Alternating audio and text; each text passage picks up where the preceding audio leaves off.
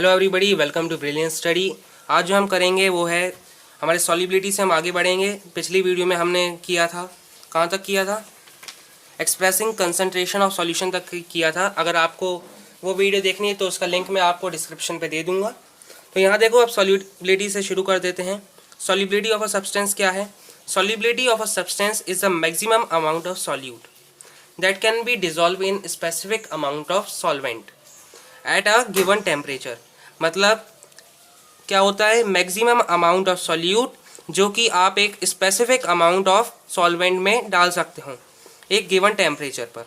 ये किन किन चीज़ों पर डिपेंड करता है? ये आपका डिपेंड करता है nature of solute, solvent, temperature and pressure पे।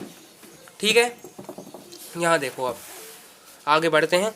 Solubility of a solid in a liquid की अब हम बात कर रहे हैं। ये क्या होता है? जब आप सॉलिड सॉल्यूट को लिक्विड सॉल्वेंट में मिक्सअप करते हो, ठीक है, तो सभी सॉलिड जो रहते हैं वो आपके लिक्विड में डिज़ोल्व नहीं होते हैं। जैसे कि आपका जो NaCl है, जो आप सोडियम, जो आपका सॉल्ट है, और जो आपका शुगर है, वो वाटर में तो आपका क्या होता है, डिज़ोल्व कर जाते हैं। लेकिन नेप्थलीन और एंथ्रेसीन जो होते हैं वो आपके वाटर में डिज़ोल्व नहीं करते हैं। वो कहाँ डिज़ोल्व करते हैं? बेंजीन पे। ठीक है, तो ये क्या कहना चाहता है कि पोलर जो सॉल्यूट्स होते हैं वो आपके पोलर सॉल्वेंट्स में डिज़ोल्व होते हैं, और जो नॉन पोलर सॉल्यूट्स जो होते हैं वो आपके नॉन पोलर सॉल्वेंट्स में डिज़ोल्व होते हैं। इसका मतलब क्या होता है? लाइक डिज़ोल्व लाइक का यहाँ पर फॉर्मूला चलता है। ठीक है, अब यहाँ पर कुछ हम टर्म्स देख लेते हैं जो कि आपको बहुत ही इंपॉर्टेंट काम में आएगी। डिसॉल्यूशन क्या होता है? तो डिसॉल्यूशन क्या होता है? When a solid solute is added to the solvent. Some solute dissolve होते हैं और उसका कंसंट्रेशन आपका सॉल्यूशन में बढ़ जाता है, तो इस प्रोसेस को क्या कहते हैं? डिसॉल्यूशन कहते हैं। क्रिस्टलाइजेशन क्या होता है? जब कुछ सॉल्यूट आपके सॉलिड सॉल्यूट से टकरा जाते हैं और सॉल्यूशन से बाहर निकल आते हैं, उस प्रोसेस को आप क्या कहोगे? क्रिस्टलाइजेशन प्रोसेस कहोगे। आगे देखो क्या होता है। डायनामिक इक्विलिब्रियम क्या होता है? एक ऐसी स्टेज आती है जब number of solute particles going into the solution और number of solute particles separating out of the solution. मतलब आपका जो डिसॉल्यूशन और क्रिस्टलाइजेशन प्रोसेस जो होती है वो अगर सेम रेट में होने लगी तो उसे आप क्या कहोगे? डायनामिक इक्विलिब्रियम कहोगे। ठीक है, ये सॉल्यूट प्लस सॉल्वेंट आपका सॉल्यूशन देता है। ठीक है, at this stage concentration of solute will remain constant eight constant temperature and pressure. मतलब आपका जो कंसंट्रेशन होगा सॉल्यूट का वो कांस्टेंट रहेगा। ठीक है, और सिमिलर प्रोसेसेस आपकी होगी जब आप गैस को लिक्विड सॉल्वेंट में मिलाओगे। ठीक है, अब यहाँ पर आप एक बात को देख लो। यहाँ पर आपने यहाँ तक तो हमने कर लिया है। अब बात करते हैं सैचुरेटेड सॉल्यूशन क्या होता है।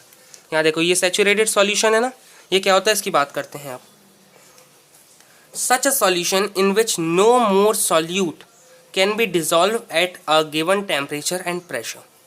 Such a solution in which no more solute can be dissolved at the given temperature and pressure, उसको आप क्या कहोगे? Saturated solution. और अनसैचुरेटेड सॉल्यूशन क्या कहोगे? ये आपने क्लास 10 में वैसे भी पढ़ चुका है। सो अनसैचुरेटेड सॉल्यूशन क्या होता है? In which more solute can be dissolve at the same temperature. ठीक है, the solution which is in solution which is in dynamic equilibrium with undissolve solute is saturated solution. मतलब डायनामिक इक्विलिब्रियम के दौरान आपका saturated solution बनता है, जिसमें कि आपका सॉल्यूट का जो कंसंट्रेशन होता है वो आपका यूनिफॉर्म रहता है, चेंज नहीं करता है, कांस्टेंट रहता है। समझ गए? ठीक है, अब देखो यहाँ तक हमने पढ़ लिया contains the maximum amount of, ये पढ़ लिया है। Earlier we have observe that solubility of one substance into the another depend on nature of substances. जैसे कि हमने बताया आपको लाइक डिजॉल्व लाइक का फॉर्मूला। और अभी हमने क्या पढ़ा? ये in addition to these variables two other parameter भी होते हैं जो है टेम्परेचर और प्रेशर। समझ आ गया? अब आगे देखते हैं टेम्परेचर और प्रेशर का क्या इफेक्ट होता है। इफेक्ट ऑफ टेम्परेचर, अगर हमारी प्रोसेस जो है, टेम्परेचर की जो प्रोसेस है वो आपकी एंडोथर्मिक होती है, मतलब हीट अगर वो एब्जॉर्ब कर रहा है सब्सटेंस, तो आपकी सॉल्युबिलिटी जो होगी वो आपकी इंक्रीज़ करेगी। कैसे करेगी भाई? आप एक पानी लो, पानी से भरा बीकर लो और इसमें शक्कर मिला दो, और उसे अगर आप टेम्परेचर बढ़ाते हो और प्रोसेस अगर एंडोथर्मिक है तो आपकी जो शक्कर है वो पानी में घुल जाएगी, घुल जाती है कि नहीं। या आपका क्या हो गया, सॉलिबिलिटी इंक्रीज हो गई कि नहीं भाई शुगर की। और अगर आपकी प्रोसेस एक्सोथर्मिक होती है, अगर आपकी प्रोसेस जो होती है वो एक्सोथर्मिक होती है तो क्या होता है, सॉलिबिलिटी आपकी डिक्रीज करती है, सॉलिबिलिटी शुड डिक्रीज। ये जो ट्रेंड्स हैं जो ये मैं आपको बता रहा हूँ, ये एक्सपेरिमेंटली ऑब्जर्व्ड हुए हैं, ये मैंने आपको खुद से नहीं बताया, ये एक्सपेरिमेंटली हो रहा है प्रूफ। अब इफेक्ट ऑफ प्रेशर अगर हम देखते हैं तो प्रेशर जो है उसका solubility of solid in liquid से कोई मतलब नहीं है, समझे, क्योंकि लिक्विड और जो सॉलिड है दोनों ही बहुत ही इनकॉम्प्रेसिबल होता है, इसलिए जो आपका प्रेशर होता है वो ज़्यादा कुछ इफेक्ट कर नहीं पाता है। यहाँ पर भी पढ़ के देखते हैं तो pressure does not have any significant effect on solubility of solid in liquid. It is because solid and liquid are highly incompressible and practically remain unaffected by the change of pressure। जो मैंने अभी आपको बताया वो पूरी बात वही है। Solubility of a gas in liquid क्या होता है भाई। अब देखो ज़्यादातर जो गैसेज होती हैं वो वाटर में डिज़ोल्व कर जाती हैं। Many gases dissolve in water. Oxygen dissolve only to small extent in water, मतलब ऑक्सीजन आपकी कम एक्सटेंट में करती है, और HCl जो है अभी हम आगे बढ़ेंगे वो आपकी हाईली सॉल्यूबल इन वाटर है, ठीक है। और जो ये स्मॉल अमाउंट में जो आपकी ऑक्सीजन जो डिज़ोल्व हुई है वही हमारी एक्वेटिक लाइफ को सस्टेन करके रखी हुई है, ठीक है। Solubility of gas in liquid is greatly affected by pressure and temperature, मतलब solubility of a gas in liquid आपके टेम्परेचर और प्रेशर से काफ़ी रिलेशन रखता है। Uh solubility of gas increases with increase of pressure, कैसे करेगा ये बात याद रख लो, लेकिन solubility of gas increases with increase in pressure कैसे करेगा भाई, ये देखो यहाँ पर एक जो पूरा पैरा है मैं आपको उसका सार बता देता हूँ, समरी बता देता हूँ। ये आप एक 2.1 डायग्राम देखो और 2.2 डायग्राम देखो, ठीक है।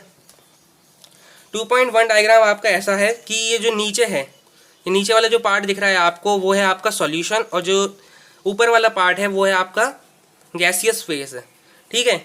अब यहाँ पर प्रेशर इतना लग रहा है, अगर हमने प्रेशर को बढ़ा दिया तो आपका वॉल्यूम क्या होगा, डिक्रीज हो जाएगा, कम हो जाएगा। और जो नंबर ऑफ गैसियस पार्टिकल्स हैं आपके सॉल्यूशन पर, जो नंबर ऑफ गैसियस पार्टिकल हैं जो स्ट्राइक करेंगे आपके सॉल्यूशन के सरफेस को वो बढ़ जाएंगे, और सॉल्यूशन को जो स्ट्राइक कर रहे हैं वो आपका यहाँ देखो, this will increase the number of gaseous particles per unit volume, gaseous particles per unit volume of the solution, and also the rate at which gaseous particle are striking the surface, मतलब speed भी बढ़ा देंगे आपके, तो तभी आपका solubility जो होगा वो आपका इंक्रीज हो जाएगा। solubility of gas increases with increase of pressure, ठीक है। अब जो हेनरी थे, Henry was the first to give quantitative relation between pressure and solubility of gas, ठीक है। अभी हमने आगे जो हमने पिछली वीडियो में पढ़ा था वो मोल फ्रैक्शन पढ़ा था कि वो आपके वेपर प्रेशर और कुछ केमिकल रिएक्शंस को रिलेट करवाते हैं। अभी हम इसके बारे में आगे पढ़ेंगे। तो यहाँ देखो, पहले हेनरी आपके पहले साइंटिस्ट थे जिन्होंने क्वांटिटेटिव रिलेशन दी थी प्रेशर और सॉल्युबिलिटी ऑफ गैस के लिए, ठीक है। और ये किसके लिए दी थी, गैसेस का सॉल्वेंट, गैस जो है आपका सॉल्यूट हो और लिक्विड जब आपका सॉल्वेंट हो, इसके लिए दी है solubility of a gas in liquid, ठीक है। यहाँ पर हमने, ठीक है। और इनका जो लॉ होता है वो कहलाता है हेनरी लॉ। इनके अनुसार क्या होता है, the law states that at constant temperature पर सॉल्युबिलिटी ऑफ गैस जो है is directly proportional to partial pressure of gas present above surface of liquid और सॉल्यूशन, ठीक है। आप सॉल्युबिलिटी ऑफ गैस को किससे डिनोट करते थे, सॉल्युबिलिटी ऑफ गैस आप किससे डिनोट करोगे, मोल फ्रैक्शन से करोगे भाई, हमने पहले ही पढ़ा चुके हैं, मोल फ्रैक्शन से करोगे। इसलिए हम कह सकते हैं कि मोल फ्रैक्शन जो है, the partial pressure of a gas in vapour phase is proportional to mole fraction of gas, ये भी बोल सकते हैं भाई, ठीक है। तो इसका ये एक एक्सप्रेशन आ गया, दैट इज पार्शियल प्रेशर, ये देखो partial pressure is directly proportional to mole fraction.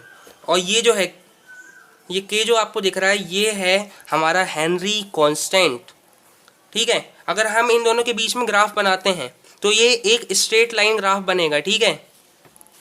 किस किस के बीच में बना रहे हो? मोल फ्रैक्शन और पार्शियल प्रेशर के बीच में बना रहे हो। क्यों? क्योंकि P is directly proportional to X, ठीक है। अब यहाँ पर अगर हम देखें तो P अपॉन X आपका क्या होगा? KH। मतलब जितनी ज़्यादा K की वैल्यू होगी उतना आपका सॉल्युबिलिटी कम हो गया, ठीक है। जितना ज़्यादा आपका K की वैल्यू होगा उतना आपका सॉल्युबिलिटी कम होगा, और जितना ज़्यादा आपका सॉल्युबिलिटी होगा उतना आपका K की वैल्यू कम होगी, क्योंकि ये इन्वर्सली प्रोपोर्शनल है, ठीक है। K is inversely proportional to H, ठीक है। आगे देखो कुछ, ये यहाँ पर यही बता रहे हैं इसमें, देखो। It is obvious from equation the higher the value of KH at a given pressure the lower is the solubility of gas in the liquid, ठीक है। आगे देखते हैं अब, चलो। यहाँ पर ये बताना मैं भूल गया था आपको कि डिफरेंट गैसेस की KH वैल्यू डिफरेंट होगी at a same temperature. Different gases have different KH values eight the same temperature, ठीक है। आगे बढ़ो, तो ये KH की वैल्यू दी हैं कुछ, ठीक है। It is obvious from the equation the higher, ठीक है, ये तो हो गया। Indicating the solubility of gas, ये भी ठीक है। अब हेनरी लॉ जो है वो आपके कुछ एप्लीकेशंस देता है, जैसे कि to increase the solubility of CO2 in soft drink and soda water the bottle is sealed with high pressure. मतलब सॉल्युबिलिटी बढ़ाने के लिए हमने पहले ही पढ़ चुका है कि आपको प्रेशर को इंक्रीज करोगे तो सॉल्युबिलिटी आपकी इंक्रीज होगी। अब CO2 को आपको अगर सोडा बॉटल में भरना है, सॉफ्ट ड्रिंक में भरना है, तो आपको उसे हाई प्रेशर में डिज़ोल्व करके रखना पड़ेगा, ठीक है। ये बताना चाहता है। अब अगर टेम्परेचर बढ़ गया ना तो आपकी सोडा बॉटल फूट भी सकती है, इसलिए इसको कूल टेम्परेचर में रखना ज़रूरी होता है, क्योंकि आपका प्रेशर फिर इंक्रीज़ हो जाएगा, डिक्रीज़ हो जाएगा, समझे। स्कूबा डाइवर्स का भी मैं आपको बाद में बताता हूँ। यहाँ देखो, at high altitude the partial pressure of oxygen is less than that of ground level. मतलब ऊंचाइयों पर आपका पार्शियल प्रेशर जो होता है वो कम होता है, इसलिए आपका जो ऑक्सीजन होगा उसकी सॉल्युबिलिटी भी कम होगी। This lead to low concentration of oxygen in blood and tissue of people living at higher altitude और क्लाइंबर्स, ठीक है। मतलब ऑक्सीजन उधर उनको कम मिलेगा। Low blood oxygen causes climbers to become weak and unable to think clearly. मतलब उसके कारण क्या होते हैं, आप थकावट फील करते हो, बिकम वीक हो जाते हो और आपको कुछ सूझता नहीं उस टाइम पे, ठीक है। ये जो सिम्टम्स हैं ये आपके किसके सिम्टम्स हैं? ये आपके सिम्टम्स हैं एक बीमारी के जो जिसका नाम है एनॉक्सिया, ठीक है। अब टेम्परेचर का इफेक्ट क्या होता है?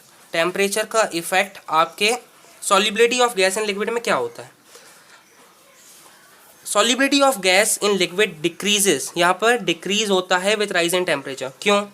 क्योंकि आपका when dissolve the gases molecules are present in liquid phase में, और जैसे कि आप टेम्परेचर बढ़ा दोगे वो वेपर फेज में आ जाएंगे और वो आपके सॉल्यूशन से बाहर निकल जाएंगे, जिसके कारण आपका जो सॉल्युबिलिटी होगी वो डिक्रीज हो जाएगी, ठीक है। तो अब देखते हैं हमारा इन डीप सी डाइविंग आपका स्कूबा डाइवर्स का क्या है। Scuba divers breathe air at high pressure. क्यों? क्योंकि आपका हाई प्रेशर होगा तो आपका जो ऑक्सीजन होगा वो आपका सॉल्युबिलिटी ज़्यादा होगी। इंक्रीज प्रेशर सॉल्युबिलिटी इंक्रीजेस, ये बात आ गई, ठीक है, जो अभी बताया मैंने आपको। And to dissolve to our blood. क्यों? क्योंकि आप यहाँ देखो, मैं दिखा देता हूँ, यहाँ देखो। Increase pressure increases the solubility of atmospheric gases in blood. When the diver come to the surface the pressure gradually decrease. समझ आ रहा है? मतलब जैसे ही वो लोग ऊपर आते हैं आपका प्रेशर जो है वो डिक्रीज करने लगता है। When the diver come towards the surface, the pressure gradually decrease. This releases the dissolved gases and lead to the formation of bubble of nitrogen in the blood. इसका मतलब क्या कहना चाहता है? ऑक्सीजन से ज़्यादा आपका नाइट्रोजन डिजॉल्व हो जाता है एट हाई प्रेशर पे, और जब वो आप ऊपर आते हो डीप सी डाइविंग करने के बाद, तो आपका नाइट्रोजन जो होता है वो रिलीज होने लगता है और फॉर्मेशन ऑफ बबल्स बनने लगते हैं ऑफ नाइट्रोजन इन ब्लड, ठीक है। दिस ब्लॉक कैपिलरीज, ये आपके नाइट्रोजन के बबल जो होते हैं वो आपके कैपिलरीज को ब्लॉक कर देते हैं and create a medical conditions called bends, जिसके कारण आपको बैंड्स आने लगते हैं, which is very painful and dangerous to life. ठीक है, to avoid these bends as well as the toxic effect of high concentration of nitrogen in blood, क्या करते हैं, the tanks are used by scuba divers that are filled with air diluted with helium. आपके कितना percent, 11.7% helium, 56.2% nitrogen and 32.1% oxygen. इसका मतलब क्या कहना चाहता है, नाइट्रोजन आपका प्रेशर के साथ जल्दी डिजॉल्व हो जाता है, जिसके कारण आपको बैंड्स बनने लगते हैं जैसे ही आप ऊपर आते हो, क्योंकि आपका जो प्रेशर है वो डिक्रीज़ करने लगता है, इसलिए आपको ये पर्टिकुलर आपको दिया जाते हैं ये टैंक्स, जिससे कि आपका ये सब रुक सके, बैंड्स वगैरह। ठीक है, और ज़्यादातर जो स्कूबा डाइवर्स होते हैं वो कुछ देर बाद ही ऊपर आते हैं, थोड़ा वो नीचे सरफेस पे रुकते हैं ताकि उनका जो नाइट्रोजन है वो धीरे धीरे रिलीज़ हो जाए और उनको बैंड्स आने की समस्या ना हो। सो फ्रेंड्स, आज के लिए बस इतना ही। अगर आपको वीडियो पसंद आई हो तो इसे लाइक कर देना, चैनल में नए हो तो सब्सक्राइब कर देना और इस वीडियो को ज़्यादा से ज़्यादा शेयर करके हमें सपोर्ट करें। Thank you.